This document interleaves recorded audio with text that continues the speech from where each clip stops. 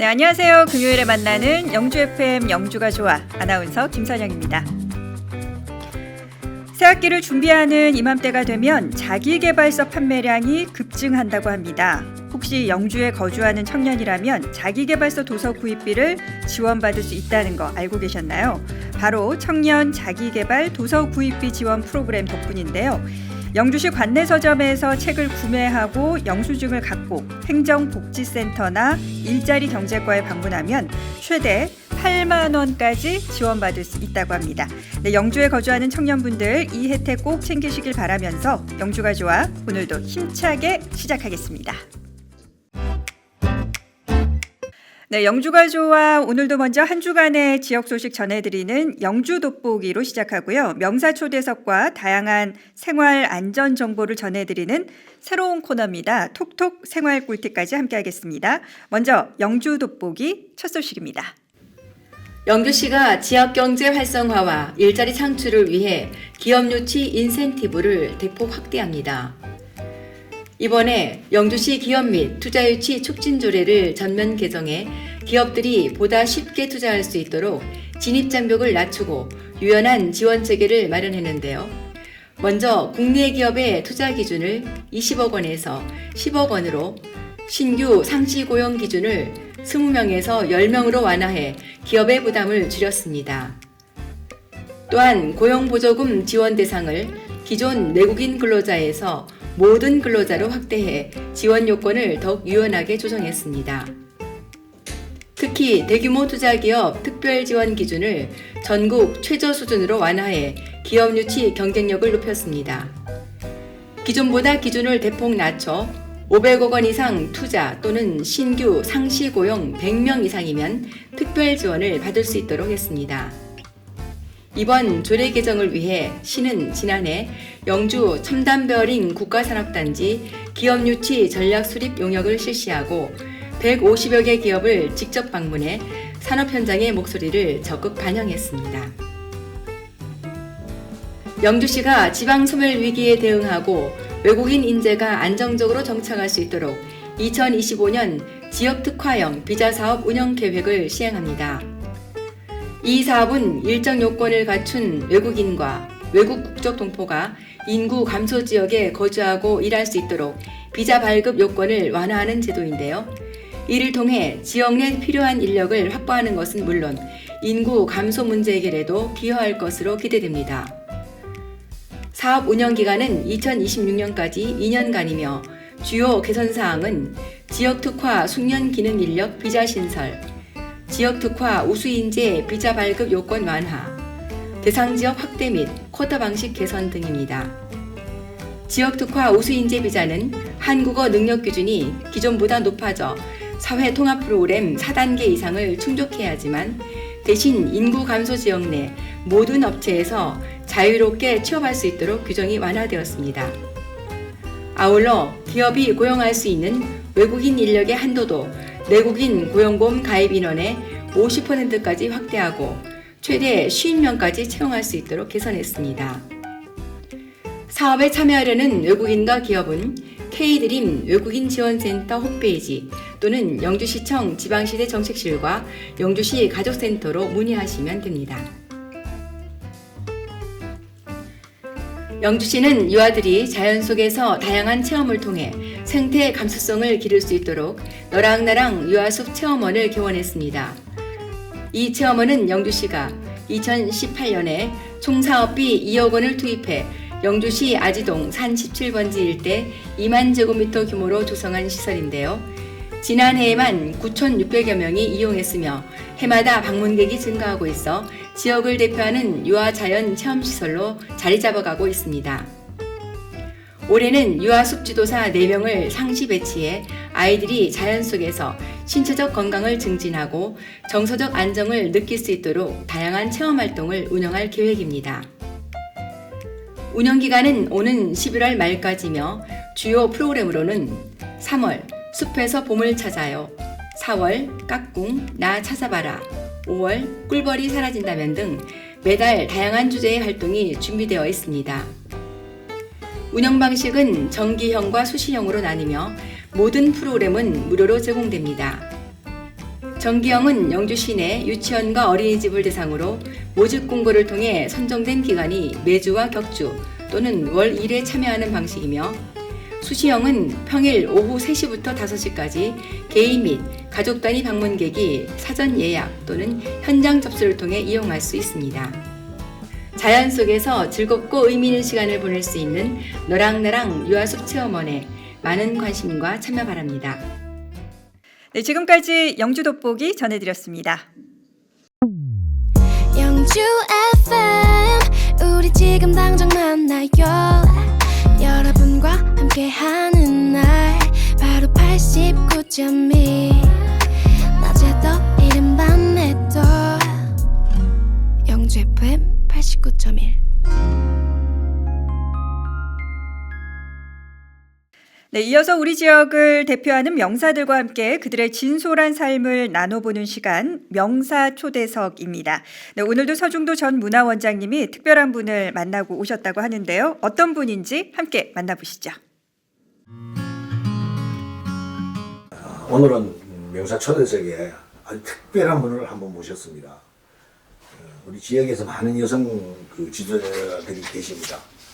여성분으로서 지역을 위해서 많은 활동을 하시는 분 여러 분 계시지만은 오늘은 그 중에서도 가장 우리하고 가까이 있고 또 대표적인 활동을 하시는 황윤정 영주 노인 전문 요양 원장으로 계시는 황윤정님을 모시고 얘기를 좀 나눠보도록 하겠습니다.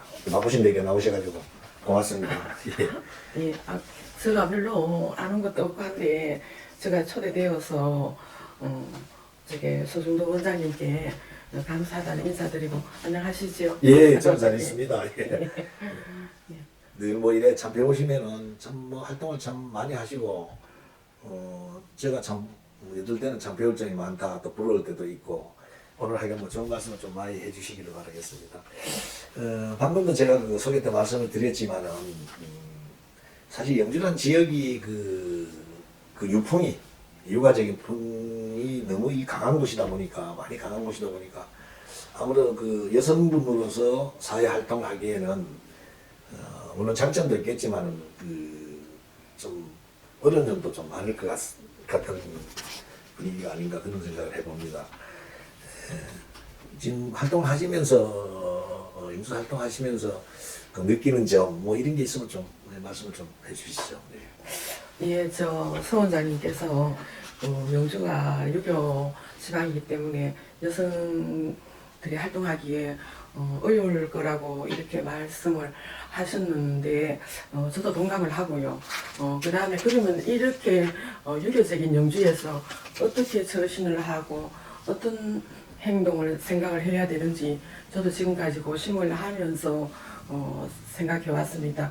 근데 여성이 가장 아름답게 보이고 능력 있게 보일 때는 영주가 정말 자랑스러운 유교 지역이기 때문에 이 사상을 많이 받들어서 활동하는 게 어느 전국의 여성보다도 더 훌륭한 여성이라는 자부심으로 저는 그걸 굉장히 중요시를 해왔는 게 지금까지 생활이었습니다. 예를 들자면은 물론 밖에서 많은 활동을 하더라도 집에 들어가면은 의원이 세대주는 남성분이기 때문에 그분의 인격을 높이 평가하면서 존경하면서 했을 때 진정 여성 지도자가 아닌가 이런 생각이 들고 그런 게 밑바탕이 되었을 때 여성 역할을 사회에서 했을 때 많은 플러스 요인이 있다고 저는 그렇게 늘 믿고 왔습니다. 그리고 외지에 나가고 외지에 있는 저들 주변의 친구들은 그래요. 영주는 그 선비라는 것 때문에 현 시대에 부응하지 못하고 굉장히 발전에 저의 요인이 있을 거라고 많이 이야기를 해와요. 그렇지만 저는 그렇게 생각 안 했어요. 왜? 너들은 선비가 아니지 않느냐. 우리 영주는 선비인데 감히 그런 말을 할 수 있어. 가장 중요한 거는 인본이기 때문에 이 선비라는 거는 우리한테는 굉장히 장점이지 그걸 저의 요인이라고 저는 한 번도 생각해 보지 않았고 밖에 나가서 이야기할 때도 저는 선비라는 거를 우뜸으로 또 우리 영주는 유교와 불교가 만나는 유불이라는 것을 아주 자랑스럽게 생각해 왔습니다. 예, 저 말씀 듣고 나니까 제가 속이 뻥 뚫리는 게 사실 우리가 여기가 이제 유교적인 어떤 바탕이 강한 곳이다 보니까 아무래도 그 여성분들이 활동하는데 애로가 있다 하는 거는 사실 그뭐 선입견에 불과하다 하는 것을 우리 황 원장님께서 잘 증명을 해 오셨는데 특히 그 유교적인 것을 바탕에 깔면서 내가 할 일은 하고 여성으로서 가정이라든가 자녀 문제라든가 또 여성들이 반드시 해야 될 그 부분은 하면서 사회 활동을 한다라는 건 사실은 그 여성 사회 활동가가 갖춰야 될 가장 기본적인 덕목입니다. 사실은 그런 점에서 황 여사는 참그 소위 말해서 가정과 사회를 경배하는 그런 아주 그 좋은 본보기로서 지금 활동하고 계십니다. 참 이 말씀을 들으니까 공감하는 부분이 많습니다. 제가 알기에는 경주고등학교 성형여고의 설립 재단이 그 소남교육재단에서 사실은 요새는 그 고등학교도 사실은 이 시대에 맞게 변천 안 하면 존립 문제까지도 될 정도로 심각한 이 사회 현상이기 때문에 그런 문제라든가 여러 가지 문제를 다루기 위해 가지고 그 소남교육재단 내에 그 학교 혁신을 위한 그 TF팀이 구성되고 거기에 아주 중요한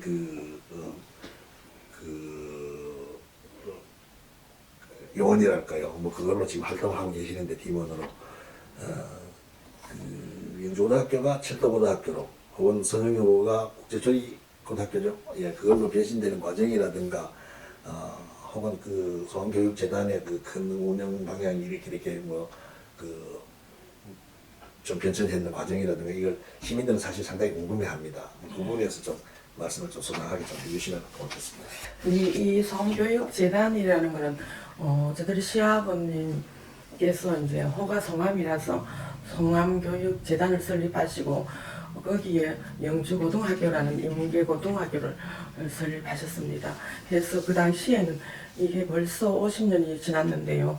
그 당시에는 한 학년 모집이 한 클래스가 50명, 10반이기 때문에 한 학년에 한 500명, 전교생이 1,500명이랬습니다.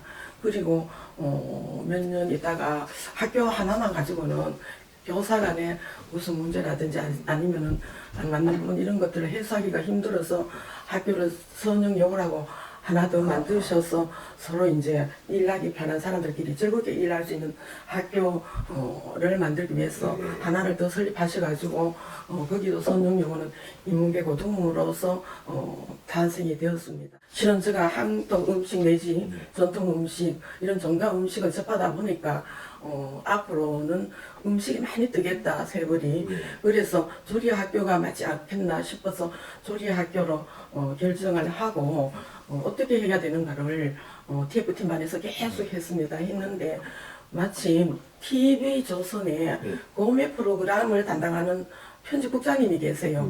그분이 여기 경북도 안에 예천에 계시는 분인데 그분이 이런 사정을 듣고 그게 현실적으로 학교가 전폐가 되니까 뭐를 그대로 들으면 되겠냐는 이런 큰 도움을 받고 저들이 그 학생 아들이 아직 인문계고등학교 학생으로 있을 때인데 동아리반을 만들었습니다. 만들어서 그 동아리반이 TV조선에서 하는 한강둔치에서 그 전 세계적인 음식 축제를 할 때 저들이 40명 동아리 아들이 가칭을 해서 한국국제조리고등학교를 하고 TV조선 공예 프로그램 티셔츠를 입고 거기 가서 계속 봉사했지요. 봉사를 하면서 그게 이 학교가 이렇게 조리학교를 가는구나 하는 거를 가기 전에 미리 이제 추측도를 놓았는 거죠. 그래서 그때부터 그럼 이걸 어떻게 홍보하는 게 있느냐 이 촌에서 그래서 그러면은 가장 하기가 홍보가 쉬운 방법이 그 롯데 시네마에 전국적으로 방영을 선전했었고요.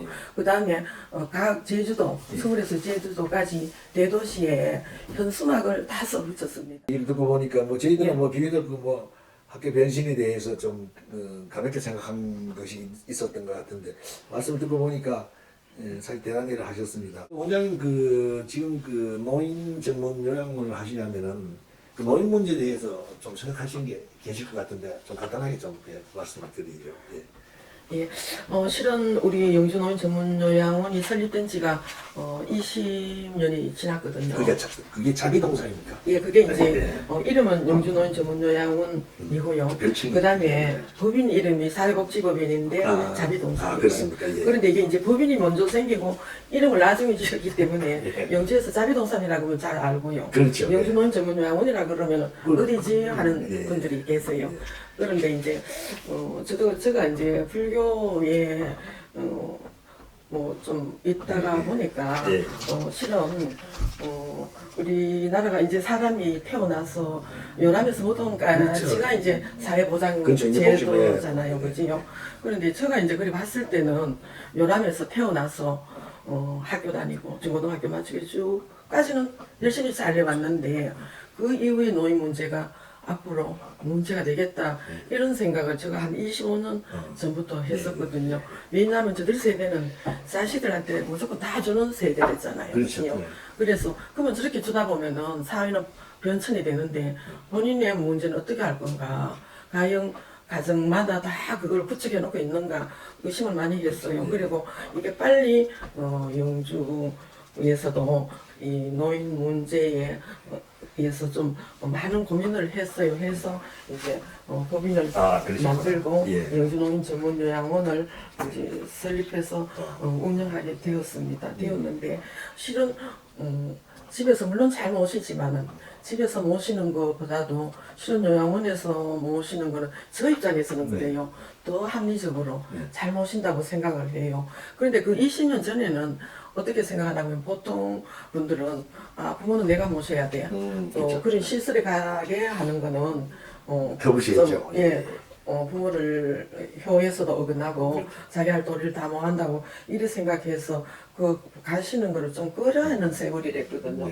근데 이제 지금 우리나라가 사회 구조가 변하고 하니까 맞벌이도 하게 되고 또 누가 집에 안주해 있으면서 어른을 모시기만 할 수 없는 사회 구조가 되어서 이제 점차로 지금 시설에 오시게 되는데 그렇지만 열심히 실은 모시고 해요. 또 거기에는 이제 뭐 간호사도 있어야 되고 또 특파기도 있어야 되고 영양사 등등 다 있어요. 있고 하는데 실은 영양사들이 3D 직업이라고 할 수 있거든요. 예, 힘들어 하시고. 예. 더군다나 또 상황에 따라서는 여자 요양사가 남자분을 케어를 해야 되고 이런 경우도 있고요. 그렇죠. 있겠죠. 그다음에 또 거기 오시는 어르신들은 물론 건강하지 않고 등골받아 가지고 오시다 보니 우리가 상상할 수 없는 애로점이 많은데도 현자 박봉입니다. 박봉인데 그렇게 하고 있고 그게 봉사 정신이 없으면 어른을 할 수 없는 부분이거든요.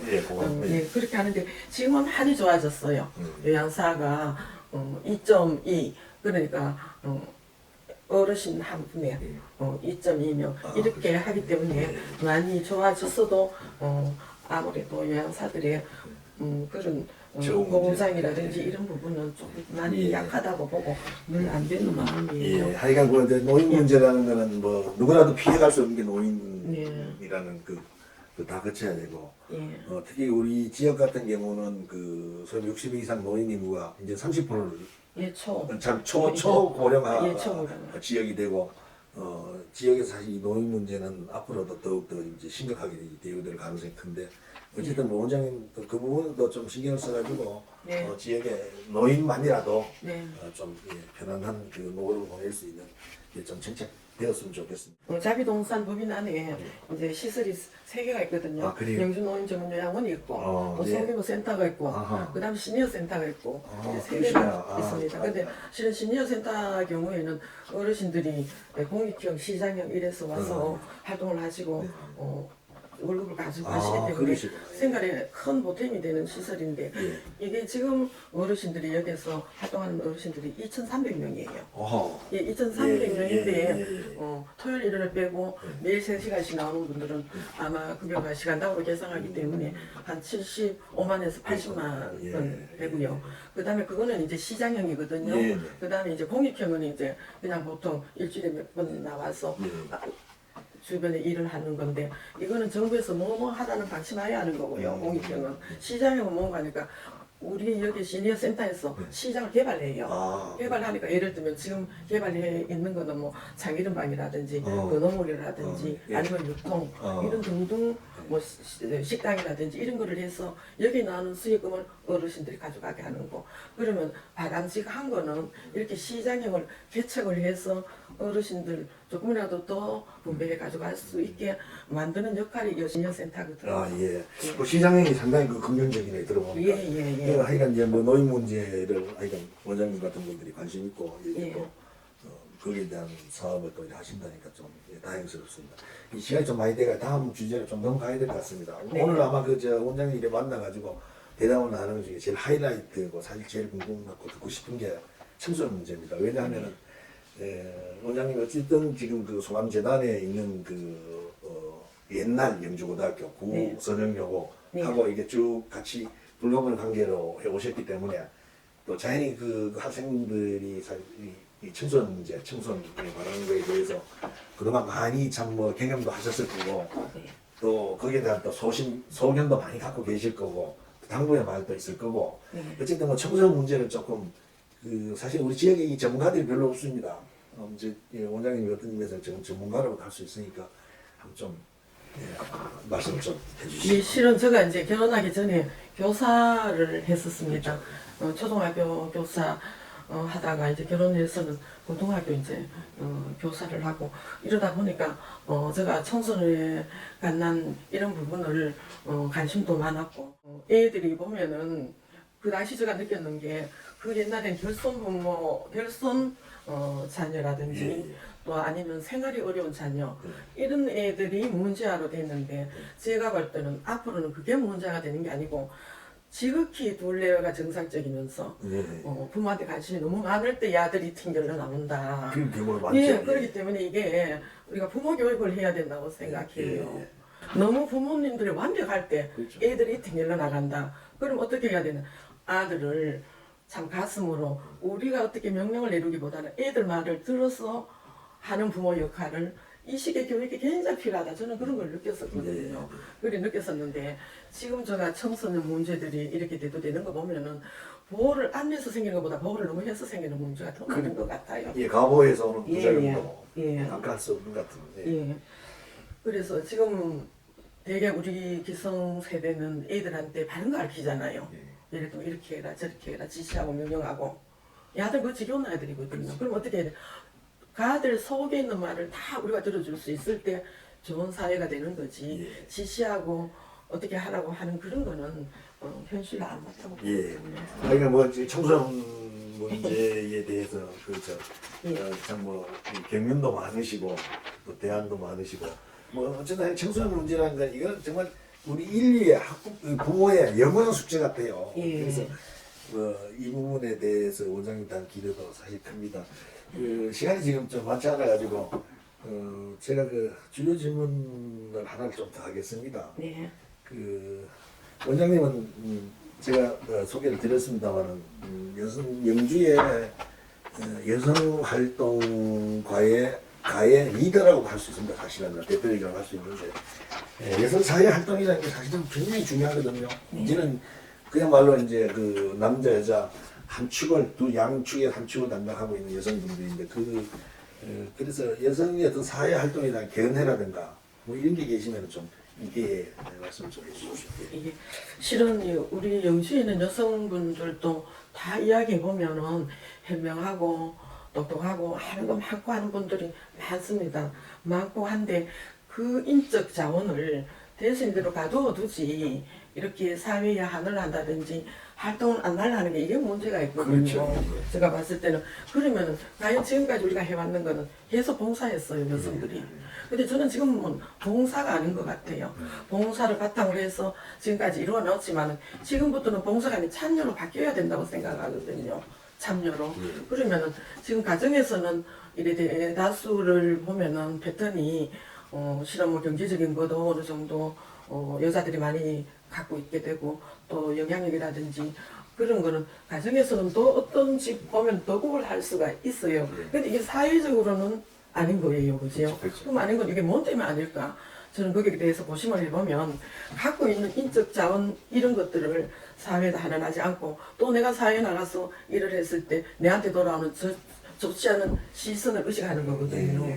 그런데 그게 그런 데다가 신경을 쓴다면 할 수 없어요. 할 수 없고 물론 남자분들 하시는 일이 훌륭하지만 여자들은 그 묘한 감각이 있어요. 그렇죠. 네, 그 감각을 뭐 오감이라고 남자들은 여자들은 육감이 예, 있거든요. 그걸 뭐 버려서 안 되죠. 예, 예. 사회를 위해 써야죠. 예, 예. 그거를 사회를 위해서 쓴다면은 여성이 나가서 일을 했을 때 우리 여성들이 같이 손뼉 쳐주고 같이 함께 해주고 이렇게 할 때 우리 여성들의 뜻이 반영이 되고 여성들이 지위가 올라가고 하는 거지 그거를 내 안에 걸 안 꺼내놓고 그런 시선에만 관심을 갖고 하면은 활동하기가 예. 안 좋다고 저는 그렇게 생각합니다. 사회도 여성분의 역할, 남성분의 역할이 균형 있고 조화로울 때 사회가 잘 운영이 된다 이렇게 생각하시고 예.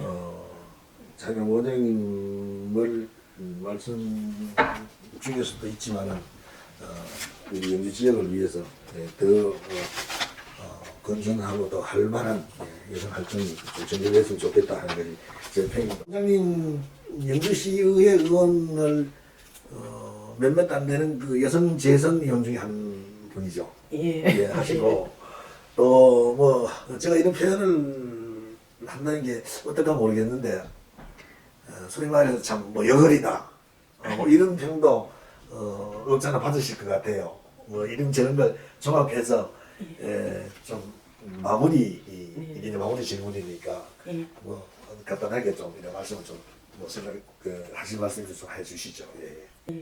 실은 영주시 의원을 했을 때 제가 비례를 2번 받았거든요. 아, 그렇습니까? 원래 비례는 한 번 정도 하고 그 다음에 업을 해서 지역구로 나가야 되는데 저는 지역구로 나가는 게 용기가 없었어요. 솔직히. 그리고 또 다른 분들이 또 여성분들이 기회를 또 가지면 되지 굳이 해야 되겠나 이래다가 이제 비례를 2번 받고 거기에 대해서 무한한 이제 고마움과 감사함을 느꼈어요. 그럼 그 무한한 감사함을 어떻게 해야 되나 의정생활을 잘 해야 된다는 생각을 했었거든요. 그래서 나름 이제 조례도 만들어 보고 또 관광의 도시다 이런데 전주도 가서 이렇게 많이 해보고 뭐를 우리가 땡겨와야 될 것인가 그런 도시는 무형문화가 많아요. 그게 많이 있을수록 그게 문화가 꽃을 피우게 되더라고요. 그런데 영주는 무형문화재 되는 분이 제가 봐서는 없었어요. 그렇죠. 칼 그거 하는 그분이 되는지 지금은 모르겠는데 그래서 제가 이제 무형문화로 갈 수 있는 제로 갈 수 있는 지원 조례를 만들었어요. 예를 들면 이게 가능한 사람은 키워주자 그렇게 했고 또 인구가 이렇게 영주가 소멸되고 없는데 이 이제 북 이탈 주민들이 우리나라에 와서 잘 정착할 수 있는 그 조례도 만들고 뭐 그렇게 만들었지만은 그래 만들어온 게 시행이 안 되면 아무것도 아니더라고요. 예, 그래서 그런 것들이 바라는 거는 시행이 되어서 좋은 영주가 됐으면 좋겠어요. 예. 아니 원장님 오늘 정말 진짜 오랜 시간 원장님이 워낙 그 다양한 그 삶을 살아오셨는지 시간이 참 모자랄 정도로 많은 말씀을 해주셨습니다. 오늘 우리 원장님이 이 기회가 된다면은 우리 지역에 그냥 여성 지도자가 아니라 그냥 지도자로서 앞으로 더욱 많은 활동을 해주시기를 기대를 한번 해보겠습니다. 해보고 오늘 장시간 동안 고생하셨습니다. 시청자 여러분 다음 시간에 뵙기로 하겠습니다. 네, 고맙습니다. 예, 감사합니다. 내 얘기 들어볼래 영주 FM에서 함께 만들어볼래 89.1에서 함께 나누고 함께 웃고 즐기고 네 목소리에 귀 기울여주는 곳 기다리고 있을게 영주 FM에서 영주 FM 89.1 네, 이어서 영주가 좋아해서 새롭게 선보이는 코너입니다. 톡 톡톡 생활 꿀팁인데요. 이 코너를 함께 진행해 주실 게스트 한 분을 모셨습니다. 바로 영주 소방서 예방안전과의 전주미 소방관님입니다. 네, 어서 오십시오. 네, 안녕하세요. 안녕하세요. 반갑습니다. 자, 오늘 처음 함께 하셨잖아요. 네, 우리 청취자분들 또 유튜브 시청자분들께 네, 소개 먼저 부탁드릴게요. 네, 안녕하세요. 영주소방서 예방안전과 소방이 전주미입니다. 톡톡 생활 꿀팁 코너는 일상생활에 꼭 필요한 꿀팁을 전해드리는 코너인데요. 소방관으로서 화재 예방법과 대처 방법에 대해 알려드리겠습니다. 네. 자, 올해 이렇게 새롭게 선보이는 코너입니다. 우리 시민분들 사고 없이 안전하게 생활하실 수 있도록 우리 전주미 소방관님께서 알찬 정보 앞으로 전해드리도록 하겠습니다. 우리 전주미 소방관님 같은 경우에는 영주 FM하고는 첫 인연은 아니시잖아요. 네. 네, 어떤 활동 해주셨죠? 네, 제가 예전에 영주가 좋아에 출연한 적이 있습니다. 그때 응급처치 집중 홍보 기간에 심내혈관 중요성에 대해서 방송한 적이 있습니다. 그런 또 경력이 있으셔서 아마 이번 코너도 함께 하시게 된 것 같고요. 뭐 저희가 섭외 전화 이렇게 소방서에 할 수 있잖아요. 그래서 이렇게 방송하실 분 좀 추천해 주세요 했을 때 생각하시기에 왜 이렇게 우리 전주미 소방관님이 발탁이 되신 것 같으세요? 전에 같이 방송을 한 네. 인연 때문이 아닐까 네. 그렇게 생각합니다. 그 인연과 또 미모 덕분이 아닐까. 그건 아닌 것 같습니다. 네. 자, 이제 영주가 좋아 한 코너에서 이제 활약을 해 주셔야 되는데요. 자, 오늘 첫 코너 톡톡 생활 꿀팁 시작을 해 보겠습니다. 오늘 첫 시간인데 어떤 꿀팁을 전해 주시나요? 네, 오늘은 아파트 화재 발생 시 대피 방법에 대해 같이 이야기 나눠보려고 합니다. 아파트 화재 발생 시 대피 방법이라고 하셨죠. 이거 화재 얘기를 하다 보니까 좀 궁금해지는데요. 우리 뭐 아파트 화재 발생 전에 우리 영주시 같은 경우에는 화재가 났다 하면 어떤 곳에서 많이 발생이 돼요? 저희는 주로 주택 내에서 화재가 많이 발생합니다. 어쨌든 살고 있는 집안에서 많이 발생하는군요. 어떤 사례가 있었어요? 단독주택 안에서 가스레인지를 취급을 잘못해서 뭐 냄비가 타서 이제 불이 난다거나 그런 사례가 종종 있습니다. 그거는 저도 알 것 같아요. 왜 나는지. 이게 나이가 드니까 깜빡깜빡 하게 되잖아요. 네. 저도 얼마 전에 실사례인데 외출을 했어요. 네. 외출해서 이제 운전을 하고 가고 있는데 아침에 이제 그 냄비를 데운다고 불을 올린 건 기억이 나는데 네. 껐는지 안 껐는지 기억이 안 나는 거예요. 갑자기 막 손이 떨리기 시작하는 거예요. 이게 집에 막 불이 나면 어떡하지 싶어서 아파트 관리실에 전화를 했어요. 저희 비밀번호를 가르쳐 주고라도 한번 들어가서 확인해 주십사 하고 전화를 했더니 우리 관리소에서 하시는 얘기가 요즘 아파트는 혹시 그런 사례가 있으면 뭐 스프링클러가 먼저 터지고 뭐 그 비상벨이 울려서 저희 관리소에 들리게 되는데 그런 일이 없었으니까 걱정 안 하셔도 될 것 같아요 라고 하셔서 걱정을 내려놓고 볼일을 보고 들어갔거든요. 근데 요즘 아파트들은 그렇게 안전사고가 대비가 되는 건가요? 네, 그리고 이제 가스콕이라고 해서 자동으로 가스 밸브가 잠궈지는 장치가 대부분 설치가 되어 있어서 일정 시간이 지나면 네. 많이 잠궈지는 편입니다. 그럼 저처럼 진짜 이렇게 뭐 곰탕 끓이시다 깜빡하고 나오시는 분들 계시더라도 너무 걱정할 필요는 없겠네요. 근데 이제 주택 같은 경우, 단독주택 같은 경우는 그런 시스템이 없다 보니까 네. 실제로 이제 사고로 네네. 이어지는 경우가 많은 것 같습니다. 자, 이제 겨울 같은 경우에는 또 보면 그 뉴스 보면은 왜 전기장판 그 계속 꽂아둬 갖고 사고 나는 사례들도 있던데 네네. 우리 영주시에서 혹시 이번 겨울에 뭐 화재 사고 있었던 예가 있나요? 저희는 화목 보일러를 잘못 취급을 해서 그게 산불로 이어질 뻔한 사례가 있었는데 다행히 인명 피해는 없었고 산불로도 확대되지는 않았습니다. 다행입니다. 네. 그 최근에 또 우리 영주에 작았지만 화목 보일러로 인한 또 화재 사고도 있었다라는 얘기를 해주셨네요. 자, 오늘은 아무래도 이제 아파트에 거주하시는 분들이 대부분 많다 보니까 우리 아파트에서 발생할 수 있는 화재 발생 대피 요령을 한번 살펴보도록 하겠습니다.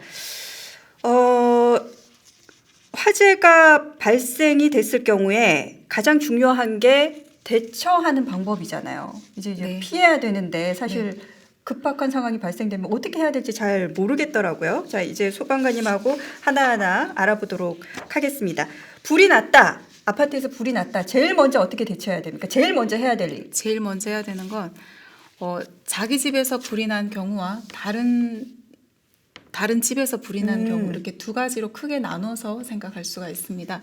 자기 집에서 불이 났을 때 대피가 가능한 경우와 대피가 불가능한 경우 또 이렇게 나눠서 생각을 할 네. 수가 있는데 일단 자기 집에서 화재가 났지만 대피가 가능한 경우 요것은 첫 번째 계단을 이용해서 낮은 자세로 안전한 장소를 대피를 하고요. 대피할 때는 출입문은 반드시 닫고 엘리베이터는 타지 않고 대피를 해야 됩니다. 그리고 안전하게 대피 후 119에 신고를 해야 되고요. 두 번째로 자기 집에서 화재가 났지만 대피가 어려운 경우, 문 앞에 크게 큰 불이 있거나 해서 대피가 어려운 경우에는 첫 번째로 이제 대피 공간이나 경량 칸막이, 하향식 피난 기구를 이용해서 네. 대피를 해야 되고요. 두 번째로는 이제 불꽃으로 멀리 떨어져서 문틈을 물수건을 이용해서 꼭 막은 다음에 마지막으로 이제 구조 요청을 해야 됩니다. 또 이제 자기 집이 아니라 다른 곳에서 화재가 나서 자기 집으로는 연기가 들어오지 않는 경우가 네. 있거든요. 이런 경우에는 무조건 대피를 하기보다는 세대 내 대기를 하면서 상황을 주시해야 됩니다. 그래서 연기가 들어오지 못하게 창문을 닫고 119에 신고를 해야 됩니다. 또 마지막으로는 다른 곳에서 화재가 났는데 연기가 자기 집으로 들어오는 경우가 있습니다. 그럴 때는 대피가 가능한 경우에는 대피를 하고요. 대피가 어려운 경우에는 구조 요청을 하도록 해야 됩니다. 이렇게 네 가지로 나눠서 생각할 수가 있습니다. 사실 아파트는 이제 공동주택이다 보니까 사고가 났을 경우에 이제 큰 대형 사고로 이어질 수 있어서 그런 부분들이 인명 피해가 또 많아질 수 있어서 걱정인데 이렇게 분류해서 자기 집에서 불이 났을 때 대피를 하고 못하고 또 다른 집에서 불이 났을 때 대피를 하고 못하고의 네네. 경우에 대해서 잘 인지하고 있는 게 중요할 것 같습니다. 자, 그리고 이제 아파트에 사시는 분들 가운데 이렇게 화재가 발생됐다 하면은 사실 저층에 계신 분들은 조금 덜 걱정일 것 같아요. 빨리 뛰어내려갈 수 있으니까. 그런데 고층에 사실 경우에 네. 걱정이 많으실 것 같아요. 사실 뭐 조금 전에도 말씀하셨는데 화재가 나면은 일단 엘리베이터를 타고 가면 안 된다라고 네. 말씀을 하셨잖아요. 근데 그냥 저희들이 생각했을 경우에 만약에 엘리베이터를 눌렀는데 운행이 되고 있어요. 그럼 아직 화재는 났지만 엘리베이터는 정상적이니까 엘리베이터를 타고 빨리 대피하고 싶을 것 같거든요. 그러니까 눌렀는데 운행이 되더라도 엘리베이터는 타면 안 되는 건가요? 네. 왜냐하면 네. 엘리베이터는 이제 연기와 유독가스가 쉽게 유입될 수 있는 통로고요. 그리고 이제 엘리베이터가 불이 난 층에 열리게 되면 급격하게 이제 화염이 엘리베이터 안으로 들어와서 생명을 위협할 수가 있고 또한 이제 전기가 갑자기 끊겨서 엘리베이터 안에 갇힐 수가 있기 때문에 엘리베이터는 절대로 타시면 안 됩니다. 엘리베이터가 현재 운행이 되고 있다고 하더라도 계단을 이용하는 게 네. 빠른 대피다. 그러면 이런 경우 있잖아요. 만약에 아파트가 20층이에요. 네. 근데 내가 10층에 살고 있어요. 네. 그럼 계단을 이용해서 대피를 해야 되잖아요. 밑으로 내려가는 게 좋은 거예요? 아니면 옥상으로 올라가는 게 좋은 거예요? 화재가 몇 층에 났다고요? 화재가 일단은 났는데 어딘지 20층 집에 제가 10층에 살고 있어요. 딱 중간에 살고 있어요. 네. 그러면 어쨌든 네. 밑으로 내려가는 게 좋은 거예요? 위로 올라가는 게 좋은 거예요? 대피를 할 때? 그럴 때는 일단은 어느 층에 불이 났는지 먼저 확인을 해야 되고요.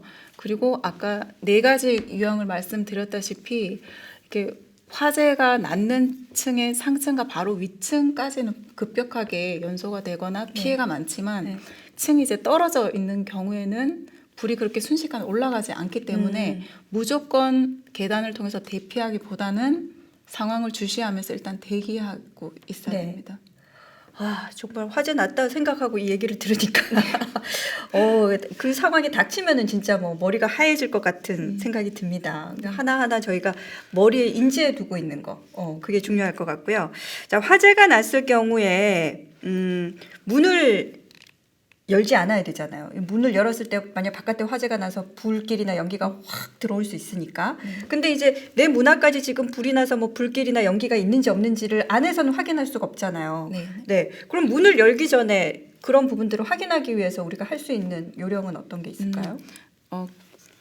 그런 확인하는 방법은 이제 문 손잡이에 이렇게 손등을 대어서 열기가 느껴지는지 한번 확인을 해보셔야 되고, 그리고 문틈 밑으로 이제 불길이 들어오는지 한번 확인을 해주시고, 만약에 문틈 밑으로 불꽃이 보이거나 문 손잡이가 뜨겁다면 네. 문 밖에 바로 화염이 있기 때문에 절대 문을 여시면 안 되고요. 네. 그리고 이제 밖에 타는 소리, 타닥타닥 이런 타는 소리가 난다면 당연히 또 문을 열어서는 안 됩니다. 안에서 일단 대기하면서 구조 요청을 해야 네네. 되겠네요. 네. 자, 그럼 일단은 그렇게 확인을 해보니까 손잡이도 뜨겁고 문틈으로 막 연기가 들어오고 있어요. 그럼 문을 열면 안 되고 집안에 대기를 하고 있어야 되는데 뭐 119에 신고만 하면 되는 건가요? 구조 요청을 어떻게 해야 되나요? 구조 요청을 할 때는 물론 119에 신고를 하는 게 가장 중요하고, 베란다나 이제 그 경량식 칸막이라고 해서 발로 차면 옆집 베란다로 이제 통과해서 대피할 수 네. 있는 그런 구조가 있어요. 그래서 그쪽으로 가거나 아니면 하향식 피난기구를 이용해서 대피를 하거나, 안 되면 이제 베란다에 손수건이나 손을 흔들어서 사람이 있다는 거를 알려야 되겠습니다. 자, 일단은 뭐 대피할 수 있다면 제일 좋겠지만 이미 이제 출입구로 나가지 못할 정도로 불길이 번졌을 경우에는 구조 요청을 하셔야 되고요. 방금 설명해 주신 구조 요청 요령들 또 기억하고 있으면 좋을 것 같습니다. 또 이제 요즘에는 반려동물 키우는 분들 많잖아요. 네. 그리고 아직 걷지도 못하는 우리 어린 아이들이 있는 경우도 있는데, 그럴 경우에는 이제 어른들이 어쨌든 대피를 시켜줘야 된단 말이에요. 그럴 경우에는 또 어떻게 대피를 하는 게 안전할까요? 이럴 때는 어린아이나 이제 반려동물이 집안에 어디 있는지 일단 확인을 하고요. 반려동물 같은 경우에는 이동 전용장에 넣어서 대피를 같이 해야 되고요. 그다음에 비상용 가방을 미리 챙겨 놓을 때 이런 반려동물의 먹이나 약품, 그리고 가방에 필요한 물건을 미리 챙겨두는 게 좋습니다. 그리고 화재가 나기 전에 집안 가족들과 이제 반려동물과 함께 그 비상 대피 계획을 수립을 하고 정기적으로 훈련을 한번 해보는 것도 좋은 방법입니다. 쉽지 않네요. 네. 사실 사고는 언제 일어날지 모르니까 대비하는 게 중요하지만 그런 일이 설마 일어나겠어라는 마음으로 저희가 생활하잖아요. 네. 그런데 뭐 그런 일은 누구에게 언제 일어날지 모르니까 진짜 우리 사랑하는 자녀와 또 사랑하는 우리 집에서 키우고 있는 반려동물들을 위해서라도 그런 경우를 좀 미리 대비하고 있는 자세가 또 중요할 것 같습니다. 네, 그렇다면 이제 아파트 화재를 대비해서 뭐 방금 이제 여러 가지 뭐 반려동물을 위해서 뭐 이런 거 준비해 둬야 되고 뭐 이렇게 간단하게 말씀을 해주셨는데, 평소에 그러면 자 어떤 물건을 준비를 해둬야 도움이 될까요? 네. 가정에서는 주택용 소방시설을 꼭 설치를 해야 되는데, 주택용 소방시설은 소화기와 화재 감지기를 말합니다. 그래서 집안에 소화기 한 대, 그리고 각 방마다 화재 감지기를 설치해서 미리 화재가 났을 때 알릴 수 있도록 해야 되고요. 또한 필요할 그 응급처치 키트와 비상 조명 등 랜턴 같은 건 하나씩 꼭 구비를 하시는 게 좋을 것 같습니다. 네. 그러면 이 주택 같은 경우에 소화기는 본인들이 구매를 해서 이제 비치를 해야 될 테고, 요즘에 뭐 주택을 짓는다든지 아파트를 지을 때 이 화재 감지기는 반드시 들어가나요? 아니면 이것도 이제 우리 소비자들이 선택해야 되는 건가요? 아파트 같은 경우에는 화재 네. 감지기가 방마다 설치가 되어 있고요. 네. 그다음에 단독 주택 같은 경우에는 또 빠지는 경우가 있는데, 이거는 개별 구입을 해서 설치 방법도 굉장히 간단하기 때문에 네. 개인이 이렇게 설치를 하시는 것도 좋습니다. 네. 아파트 같은 경우에는 뭐 설치가 되어 있겠지만 또 개인 단독주택 같은 경우에는 화재 감지기가 없으시다면 구입해서 간단하게 또 설치할 수 있다고 하니까 그런 부분도 챙겨 두시면 좋을 것 같습니다.